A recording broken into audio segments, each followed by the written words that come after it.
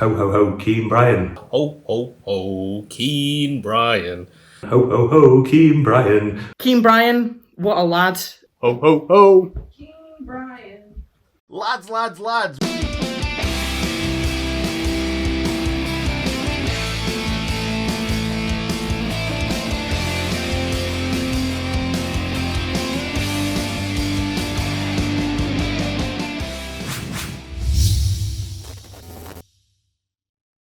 Wednesday night, 8:15 p.m. kickoff, Sheffield United away at Manchester United at Old Trafford, a ground where Sheffield United have not won since 1973. It's second in the league against rock bottom Sheffield United, over 30 points between the sides, whereas last year it was just a 1 point difference when we went to Old Trafford. Team selection baffling, not a full subs bench again. No pace in the lineup with McGoldrick and Sharp up front. Jagielka playing at centre-half was enforced with John Egan being missing. Dare I say it, I would have played Max Lowe at left-back. But ho-ho-ho, Keen Brian looked like he was having the left wing-back role, and missing Ender Stevens could be a big miss. Buildup brought back in for Bogle. For me, again, a little bit of a surprise. Average age of the Blades starting lineup just shy of 29 years old, probably one of the oldest lineups we've had since I returned to the Premier League 18 months ago. Anyway, early on, Phil Jagielka with a challenge on Anthony Martial looked a bit innocuous. Martial picked up a shoulder injury, down for 2 or 3 minutes, but seemed fit enough to resume after that. The game went into a pattern of Manchester United having possession, Sheffield United defending, and we thought that was going to be the pattern for pretty much most of the game. We set up very defensively, and a lack of pace was a real worry with the front two. McGoldrick, when he was getting the ball, didn't have an outlet. Was he picking the wrong option? It's very, very difficult to say, but he didn't really have much to pass to. But then on 23 minutes, the break that we needed, a corner, we have to make the most of set pieces, and boy did we make the most of that. Cross came in, and ho, Keen Brian nodded home for his first goal for the Blades. Fantastic stuff. A good little nudge from Billy Sharp on David De Gea as well, which I thought was very sensible for Billy to do that and showed good game management. So yeah, really pleased getting 1-0 up. It was then a case of trying to see this out to half time and not go into our shells. Manchester United pushed forward a couple of times, but the Blades also had their chance to attack. David McGoldrick was probably clipped and should have gone down, and that would have given the referee a very interesting decision to make. Was it going to be a red card? Again, too honest from McGoldrick. I don't want the players to be diving about like idiots, but you've got to have a little bit of game management and go down. It was a great chance for Manchester United. In fact, it probably should have been a goal. Ramsdale came out, bumped into Maguire. Harry Maguire was adjudged for a foul. Ramsdale, for me, I don't think it was a foul. Just before half-time, a terrible challenge from Swansea on John Fleck. But the Blades, for the first time this season, away from home, go into half-time with a lead.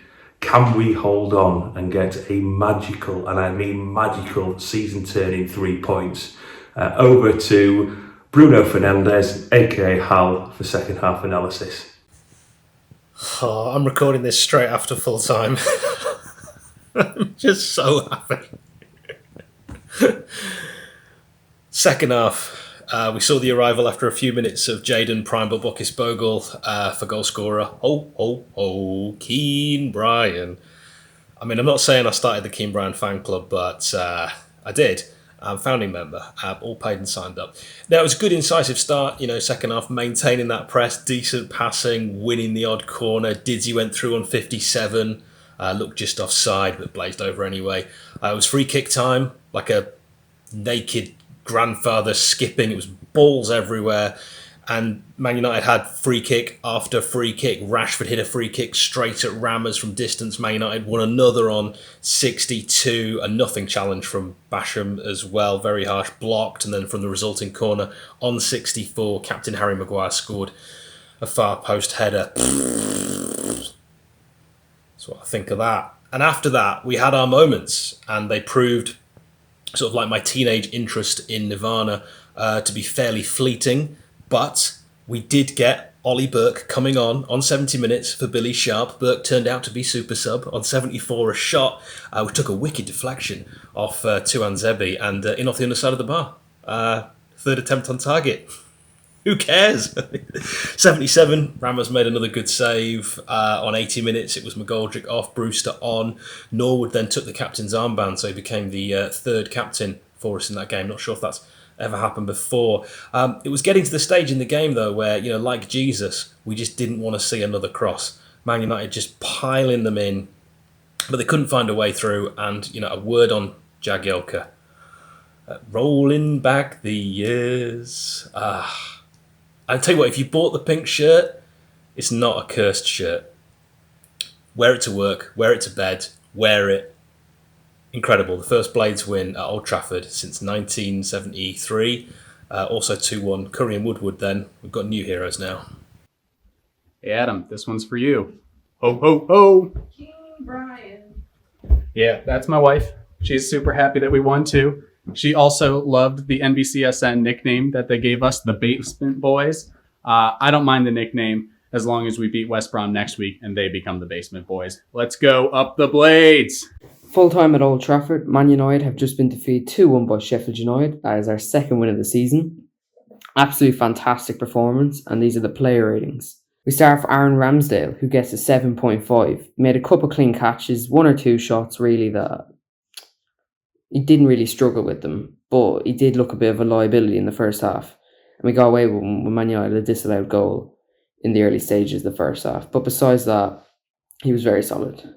George Baldock's got a 5.5. I didn't really notice him throughout the game. He got a stupid offside at one stage in the second half, but I did not notice him. Besides that, I would have started Bogle, but once he came on, he wasn't great either. Phil Jagielka surprised me that he was in the team at all, but I'm giving him an 8 because I think he was our best centre-back today. He made a brilliant block in the 27th minute, and he made a fantastic tackle at 1-1 in the 70th minute. Then we got Chris Basham, our Mr. Reliable. He only gets a 6.5 from me. I think he was our worst of our three centre-backs, but he still had a very good game. He just was caught once or twice in possession. He just wasn't brilliant, and I didn't really notice any big tackles. He gave away the free kick, which eventually led to Man United's equaliser. We've got Ethan Ampadu next, who got a 7.5 from me. He was very solid again at the back. Didn't really give Martial or Rashford that much of a look in. He made a great dribble at 67, going from his own box all the way deep into Man United's half for a good tackle from Matic. It was a brilliant performance from Ampadu, I think. Keane Bryan was my man of the match. He gets a 9. He would have got a 10 if he had played the full match. He made a brilliant tackle in the 12th minute before playing nice crosses. 19th minute, he made a nice cross, got headed away. 20th minute, he made a very good interception. And then from the corner in the 22nd minute, a good header. People arguing whether or not it should have counted because of Billy Sheff's foul in De Gea. I don't know. But a very good finish by Ryan. My man of the match. Ollie Norwood had a couple bad games recently, bar the FA Cup against Plymouth. He gets a 5. Probably our worst player. I didn't really notice him. No real passes to shout about. He was average at best. John Fleck was our best midfielder today. He's got an 8 from me. He won a couple of free kicks early on. A brilliant corner for the second goal, or for the first goal. Absolutely superb corner. And once again, a brilliant finish by Keane Bryan. And he won a free kick in a decent area just before half time. But he was our best midfielder and he gets an 8. John Lundstrom gets a 7. I don't really like Lundstrom that much, even after what he did last season, I'm just not a fan of him. Got a yellow card for a professional foul in the 39th minute, but made up for that with a good assist for Ollie Burke in the 73rd minute. So a 7 for Lundstrom. Onto the attack, David McGoldrick gets a 6. He just missed a couple opportunities that denied him a better rating. Missed a half chance in the 27th minute, just a poor touch, let him down there. Took a shot, 55th minute, outside the foot, fairly high over the bar. Not brilliant from him. And then a massive miss a minute later. It probably was offside, but very bad miss. He gets a 6 though, because he's still played all right besides those misses. Our captain, Billy Sharp, gets a 6.5. Missed a one-on-one pretty early on. Could have been offside, but he should be scoring. And he gave his armband to McGoldrick when he got subbed off. He didn't do a lot else. Bit of pressing, won the ball, shielded it quite well. He gets a 6.5 because he didn't really make any headlines in this game. Onto the subs, Keane Bryan was subbed off. I think it should have been because of an injury, actually, because I don't know why he'd get subbed off otherwise, because he had a very, very good game. Brought on for Jaden Bogle, didn't really notice him that much. Didn't do a lot. He gets a 6. Ryan Brewster was brought on for David McGoldrick. Ryan Brewster, once again, didn't really notice him that much. No real chances from him. He gets a 6 as well because he didn't do anything wrong, but nothing right at the same time. And Billy Sharp was subbed off for Ollie Burke, who did make an impact. He scored our second goal in the 73rd minute. Finished that deflected off Axel Twinsabi of Man United. Gets an 8.5 off me. He did his bit from the bench, and maybe he should start against City. Overall, it was a fantastic performance. On the edge of the seat a little bit towards the end, as you normally are at the end of a game when you're 1-0 up. A rare 3 points for Sheffield United. First win at Old Trafford for 48 years or something like that. Absolutely mad result. Many are saying we've ended United's title charge. Hope so. Apologies if my voice is a little bit croaky, Blades, but I am absolutely... That was out of this world. Absolutely out of this world. I can't think of that many negatives, so I'll probably just get them out of the way first. Maybe probably the first one will be their goal. It's another header we conceded, and it was a poor one to concede. Bit unfortunate in the fact that they pulled back the free kick that conceded the corner when they'd played on, but oh well. But yeah, I think that's the only thing really, is that Maguire got the run and we should have done better really. I've got slated for this in the Franz React chat, so I hope you guys don't slate me, but it can get a tiny little bit frustrating with David McGoldrick. He's the best player at the club. He just is. But sometimes, things in the first half, he had like a 4-on-2, like past the halfway line and in their half, and he decided, I don't know what he tried to do, he tried to take on Maguire or Matic or someone when like Lundstrom was literally like running through and Billy was up there as well. So that's maybe a negative as well, that he can be sometimes a little bit selfish, but not really a negative. Positives, everything was a positive. We were unbelievable. To a man, we were on top defensively. You know, we were just fantastic. We were diving in front of balls. We were stopping everything. Jagielka looked like the Jagielka we know and love, which I'm pretty sure none of us really expected that today at all. Keane Bryan, what a lad. Got his first ever goal in the Premier League, played, 3 matches this season, and I thought he was great, you know, running that left wing, and I'd probably start him next game as well. You know, he just brought a little bit extra than what we've not seen from any of the other wing backs this season, and he has a good delivery on him as well, so that'll be important. John Fleck looked like the John Fleck we know and love as well.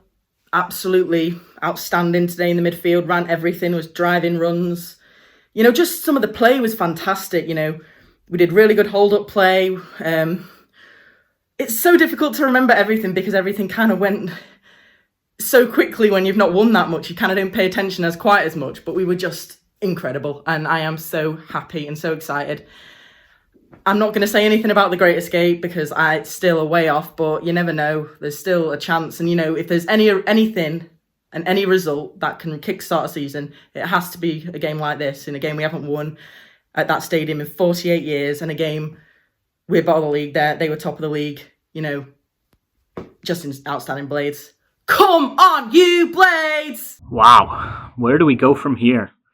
2-1 against Man United at Old Trafford. If it was last season, we would have said, well, we're going to Europe. This season, I think we need to curtail those dreams just a bit. You know, I think we need to balance optimism with realism. I think if you read the reports before the match, it doesn't look like any new players are coming in.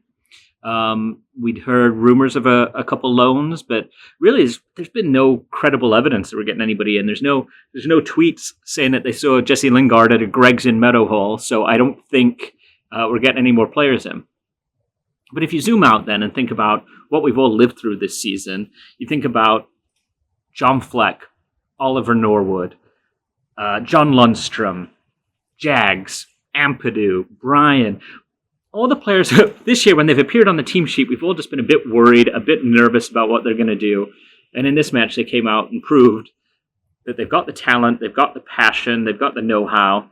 They just need to do it every match. And so for anybody saying that the guys have quit on Wilder or Wilder's lost the dressing room, I mean, here's your proof. It's just not true. So where do we go from here? There's a glimmer. There's that little shred of hope, about that big, that we may get out of this. But I don't think that's what we could focus on when we have 8 points and we're still dead bottom of the league. But, we need to go to Man City with renewed confidence, and we need to go to Man City and play like that and know that even if we don't get the result we want, that we're in charge of how we play and we're in charge of what our form looks like going forward. And, we don't look at the results around us, because what's the point? Again, we've got 8 points. Focus on what we can do. We should have McBurney back. We should have Lys Mousset hopefully full strength. There's my cat. We should have Jack O'Connell maybe back. We should have Sander Berge maybe back. So you're going to have hopefully some reinforcements here to maybe make that glimmer something more and have it be the best turnaround really that I can think of in Premier League history. But we can't focus on that being the be-all, end-all right now. We just got to be thankful that we have tonight, and we've got that hope back. We've got that dignity back for our club, and we've seen that passion. And, never say die attitude. Never say die attitude. So, on to City. Let's just do the Manchester double. Easy as that. Up the Blades.